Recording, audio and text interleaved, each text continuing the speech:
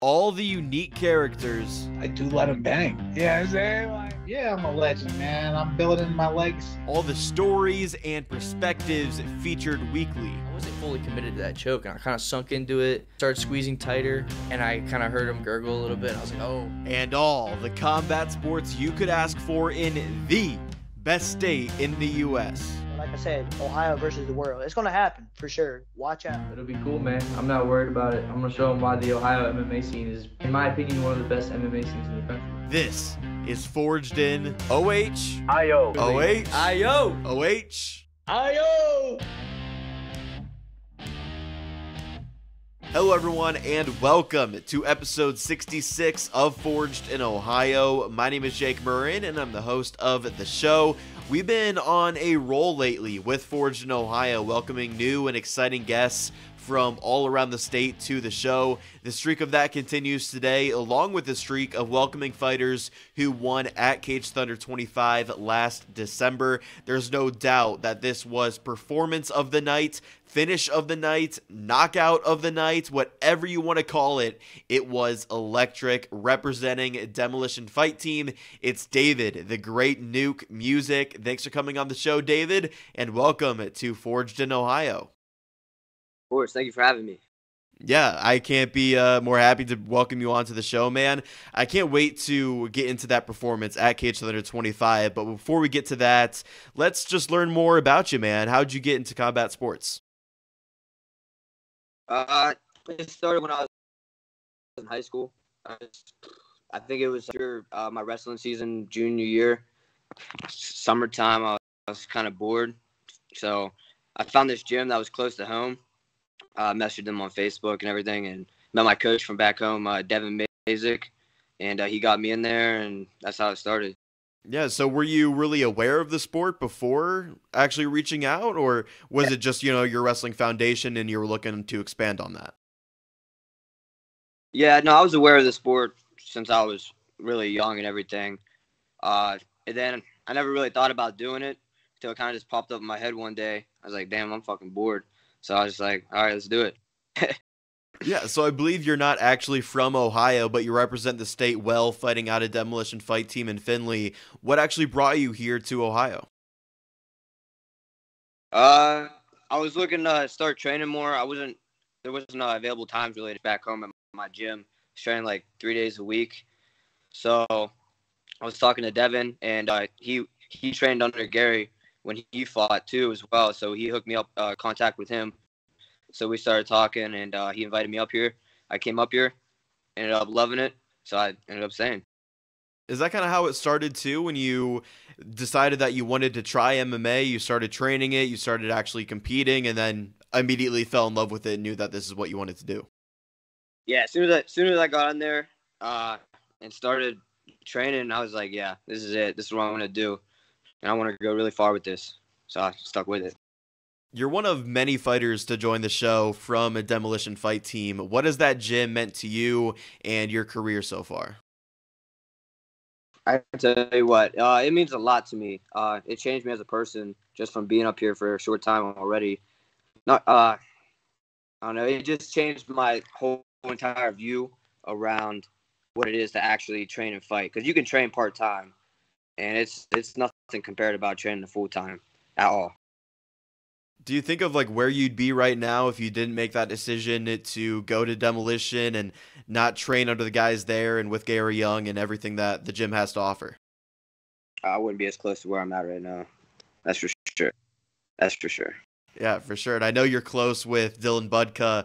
What's your relationship like with him, the new UFC fighter? Oh, dude, we're like brothers now. We hang out every day. We do the same thing every day. We train the same. We live the same life. So it helps both of us out. And it's nice having him around and my other teammates around, so we can all just support each other and keep going forward. How much have you learned from Dylan and with what he's done in his career, and have you taken anything away from that and apply it to what you're doing in the sport? Yeah, of course. He's been here way longer than I have. So basically just getting around, because, you can have bad days, hard days and everything. And it's just kind of keeping your mind right, keeping your mind straight and everything. So I've just learned to keep my mental game up high from him, discipline, everything like that. Is the mental aspect of the sport something you maybe struggled with before you went to Demolition and met Dylan and kind of developed that discipline and mental fortitude, I guess? No, I didn't really struggle with it. I just was not used to training every single day. So waking up sore as shit, you just gotta have that same mentality. It's just like going in fresh, straight to the gym. You still gotta do it no matter what. So when you see your other teammates doing it too, doing the same thing that you do, it's pretty easy to catch on. You're just like, all right, let's do it. For sure, man. You recently completed an 86-hour fast with Dylan. Why'd you decide to do such an extensive fast with him? It was just a thought that we had, like split-second thought. We're just like, we're like, yeah, all right. We didn't think anything of it. We didn't prepare for it, nothing. We just kind of dove right into it. Were you still training on the fast? Yeah, we're still training. Wow. Same training schedule. Yeah. Was there, were there certain times during the 86 hours when you felt like you couldn't go any further, or was it actually easier than you thought it would be? Nighttime sucked. I remember just laying in bed, and I was just scrolling, watching food videos. For some reason, I like doing that when I'm hungry, and I was thinking about food the whole time. I didn't think about quitting or anything. I was just like, I'm gonna make this when I'm done. I'm gonna make this. I'm gonna make this. That's about it, though. Any reason why 86 was the number, not 72, which I believe is more common? I think did the 86-hour one. So we just kind of what he did. Gotcha, man. What were, some of the benefits that you found from doing it? I feel like fasting is the craze, like such a popular thing to do right now among mixed martial artists. What were some of the benefits that you found from doing it? I could focus so much. It's kind of like, you gotta think about it. Like, humans started out like they only ate when they killed something, right? So they were just on the hunt constantly until they could get the food. So that's kind of what it was like training, and honestly, anything we did. I was pretty tired at first, like probably the first 46 hours. I was pretty tired, but after that, kind of just like nonstop energy, really. Waking up, even at night, energy. Couldn't really sleep. Did you let yourself indulge after it was over, or did you stay disciplined in terms of what you were drinking and eating? We had a cheat meal after, and then we just got right back on our diet. So, because if you indulge right after something like that, you're just gonna blow right back up. Sure. Probably. What was that cheat meal? Chipotle. Chipotle. Burrito. Steak burrito. Not a bad option there. Would you do another fast in the future? Oh, 100%. Yeah. Yeah. It's super good for you. There's so many benefits to it. Sounds good, man. I love the nickname, the Great Nuke, by the way. It's absolutely one of a kind to you. Where does the Great Nuke come from? So when I was growing up, I played football, baseball, basketball, and I was like always the fastest kid on the team. So my dad and my family just always called me the Rocket. So now then transition over to MMA, I was like, well, now I'm fast and I hit hard. So we'll just I'll just go with Nuke, and then the Great Nuke, just because I want to be great, so I'm going to be great, and it just kind of came together. Yeah, that's a great story, man. Talking with David, the Great Nuke music on Forged in Ohio. Finally, let's get into the performance at Cage Thunder 25. It was a wicked right hand to the temple of your opponent that put him out. What's going through your head in that moment when that shot lands, when he's falling down to the canvas? When I get in there and when whistle goes, or not whistle, but the rest of this fight, everything slows down for me. Like, I can just see things coming, and that's exactly what happened. He was cornering me against the fence. I saw his leg twitch just a little bit. I knew he was about to throw a teep from just studying his past fights. So I went to throw a left body hit, and then I just came over with the right, and his head was right there. It was right there. Talking about things slowing down in the fight when the fight begins, has that always been the case for you, or did it take some time to develop that skill, I guess, that maybe other fighters don't have? No, it took some time. It definitely took some time. Like my first few fights, it was not like that at all. Because I was just kind of going in there and I knew what I was doing, but not as much as I do now. Wasn't getting like all like the sparring sessions or actually boxing matches, grappling matches. This time I just felt centered with myself. So I don't know. It's just slowed down. Time just slowed down in there. I could see everything.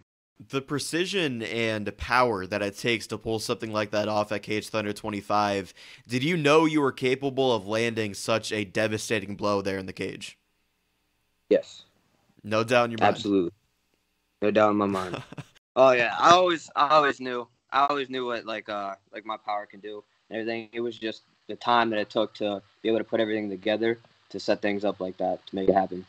Yeah, I have a ton of respect for your opponent, Brandon Bilter, and going in, I thought it was one of the closest fights on paper for that entire night. Did you expect the fight to be close, or did you like your chances to get him out of there early like you did? I knew I was going to take him out early. Yeah. I love the confidence, David. I love the confidence. It was Bilter's hometown in Canton, Ohio, but I think you were pretty well received by the crowd that night as well. What was it like competing in a venue that was pretty big in the Canton Civic Center? That was my first time in a big event like that, and it felt great. I've been waiting to play on a big stage with like a lot of lights, a lot of people, so it felt great. I felt won there, like I was home. Any pressure when it comes to competing on a stage like that, or did it feel like home and you were pretty comfortable? No, there was no pressure, and that's because I had the right people around me. That's really important. The right people around you. That's all it takes, really. Because you got to know what you're capable of and what you can do, and you got to trust your training. You got to trust your training partners. You got to trust people that are there with you, who are cornering you. If you trust all that, then you'll be able to trust yourself and feel good in there. I know winning your first amateur title might have been a little bit more significant, but what did winning your second at Cage Thunder 25 mean to you? It meant a lot because that was the first time I fought for a title that I wasn't familiar with that area or anything like that. I was in enemy territory. I just felt good being able to go out there and actually show people who I am and what I'm capable of. I'm not sure if I said this on the broadcast that night, but going into it, I knew you were going to become the next star in Ohio MMA if you won, knowing it would be your second amateur title. And that was even before the incredible knockout and performance that followed. So do you think you're the next big thing in Ohio MMA? 100% yes. Why is that? The training I do, I know the skills that I have are uncomparable to a lot of the other fighters around here. Yeah, still a lot of work to do, but it's going to happen. Have you always had this self-confidence, or did it take some time to develop as your skills and your game developed as well? I'm really self-aware. So, like, I know what I can do, but I also understand that it takes a lot of work and a lot of training, a lot of trials and error to fix things, find what works, find what doesn't work, and continue from there. So I just know it takes time and training. You were also voted by fans as Cage Thunder's favorite champion in 2023, and you won the title on December 16th, right before the end of the year. Did that surprise you, and what did it mean to you to get that accomplishment there? It didn't surprise me. I knew no one really there knew who I was, but a little thing like maybe they might favor someone else. So it felt good that getting everyone else's support is really nice. What's it like having that much support as you continue on along your amateur career? It's good. It feeds me a little bit, but it's just one of those things that I don't want to say I expected, but I don't know. When you put in the work and stuff like that, you know that stuff's gonna come. Like people are gonna see that you take this very seriously, and you're not just some guy who just wants to get in there and get something or check off a bucket list. Like I do this real life every day. So, yeah, and as you rise in MMA, the supporters rise as well. But I know talking to fighters in the past, so do a lot of haters and doubters online. Have you experienced much of that lately? Not much. I mean, cool. I kind of wait for it. You know what I mean? It doesn't really bother me, if anything, because that's just when people hate like something that they don't like about themselves, or they're just throwing hate out there just because they can. Little keyboard warrior. That's a great mindset to have, man. I think more people need to have that mindset of, hey, those doubters and haters, they got something wrong in their own life. They're just taking that out on you or other fighters. Does that motivate you at all? Have you heard from like a doubter or hater, and does that motivate you to just prove them wrong and compete at your best when fighting? People that I don't know, no. Not really, not a lot of haters. Haven't had much of that. I kind of consider like the most I've had is like I feel like when people leave you in your life or whatever, like it's kind of like they doubted you or they didn't believe in you in something. So that's the way I look at it. But that's about it. Once again, this is David the Great Nuke Music with us on Forged in Ohio. I actually wasn't aware of this when I reached out to you, but at the time of this recording, you're 2 days away from competing in a boxing match. You know, this episode will come out a week after the match, but what are you expecting out of this fight on Saturday night? So it's a boxing match, so I'm just ready to get in there and I don't know, just get up, I guess. If not, it's like a sparring match to me. I love getting there in boxing and being able to test my skills again. Even though it's not the cage, I love the cage a lot more. But every time you get to go and compete, I'll take the chance because it's just a new thing you get to do. Where's this boxing match going down, and who's the opponent? It's a pro-am event at Venue 18 in Fostoria. Forget the name of the kid I'm fighting. He's from another gym in Ohio. He's pretty sure he's just a straight boxer, which I like going in. That's all they do is box. So I get to go in there and test my boxing skills. Is that why you chose to compete in boxing next rather than MMA, just to test those skills and develop your skills on the feet? It's more like one of those things. Like if my coach comes to me and says, "Hey, we got you a boxing match," like I'm taking that 100% because it's just gonna get me more ready for my next cage fight. Do you have any prior experience in boxing, or will this be your first time? Oh no. I think this is my eighth or ninth boxing match. What has all that experience meant to your game in terms of making you a more well-rounded fighter and preparing you to be even better next time you walk out into the cage? Oh, boxing, it got my footwork down a lot better. My hands, I consider my hands and my wrestling probably my top two to bring into the cage and everything. So that's what it's helped with a lot. Yeah, for sure. And also, you mentioned wrestling in high school, and that's kind of your background.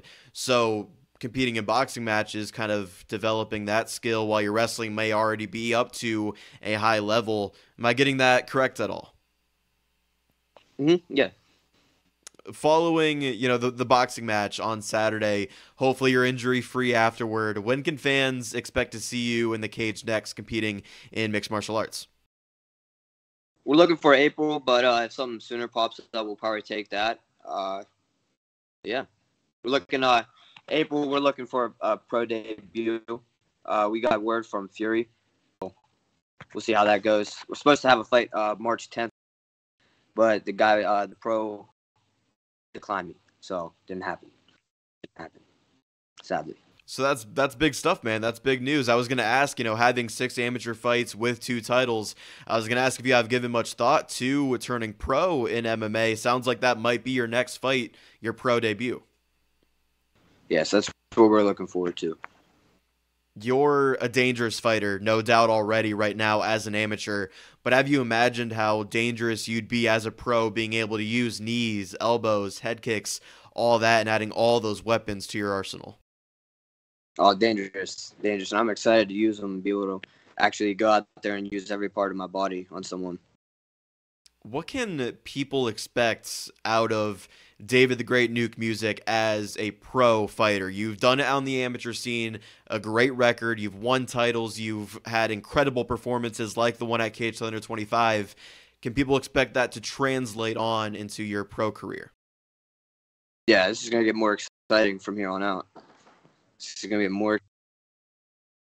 And competing for Fury, that's a pretty big stage. Is that looking to be an Ohio card, or are you looking to travel to compete on that card? It's looking at Texas, down in Texas. Well, I haven't been there yet.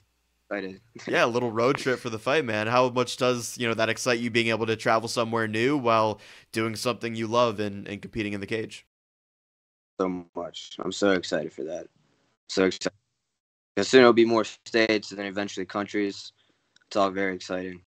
I know, and I'll leave you off with this one, man. I know it's kind of hard to say without an official day, card, or opponent quite yet, but do you expect to leave to continue on the fireworks that you left at Cage Thunder 25, bring those same ones into your pro debut, and maybe get another electric knockout? Yes, 100%. All right, man. I think I'm looking forward to it. I think all of Ohio MMA is looking forward to it as well. Before we wrap up on here, man, just anything you want to shout out or plug here, social media handles, sponsorships, things like that here at the back end of the podcast. Awesome, my man.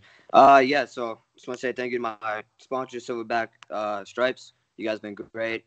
And also Ohio Premier Distributing. Actually, I met them. I didn't really meet them at Cage Thunder, but I had their energy drink they gave me after the fight, and it was so good. So I hit them up, and we ended up getting together and doing a partnership together. So I'm very excited to have them on my team now. And yeah, everyone wake up, continue to be great in your own way every single day. Yeah, that's a great message, David. Thanks again, man, for joining me on the show, especially with a boxing match in a couple days. I know you're not originally from Ohio, but like I said, you represent the state very well in MMA. I like to get my guests out of here by doing the OHIO chant. So I say OH, you give me an IO back. OH. All right, let's do it.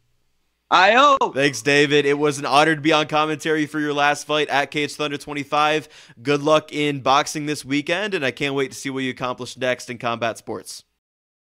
Awesome, man. Thank you for having me on. That was David, the Great Nuke Music, the 5-1 amateur mixed martial artist and two-time amateur champion. He was a top prospect before his win at Cage Thunder 25, and now I consider him an absolute star in Ohio MMA. We're lucky to have a guy like David who comes from another state, represent Ohio the way he is. I'm excited to follow the rest of his amateur career and see how far he can go in combat sports. If you like this episode, don't forget to like the video on YouTube and subscribe to the channel if you're watching. If you're on the audio side, then I do ask that you download episodes while listening, and don't forget to check out the show on social media at Forged in Ohio on both Instagram and Facebook. Thank you all for watching or tuning in. I've been your host, Jake Murren, and this was Forged in Ohio.